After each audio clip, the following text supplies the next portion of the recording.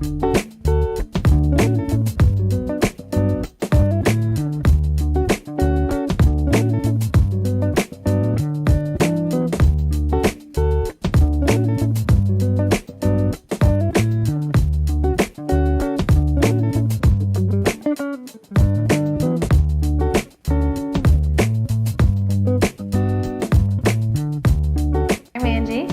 Mike.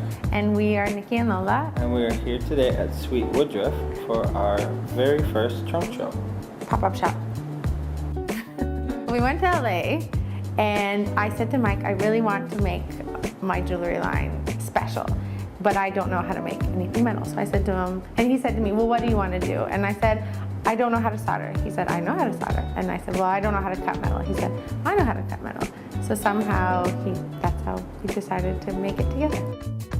Well, the metal forming came from doing body work with cars.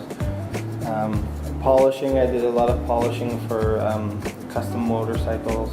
Our collection is based on the simplicity of geometric shapes and the travelers' things that they might find on their journey throughout the world. So our spears, our shields are very based on protection, food, resources.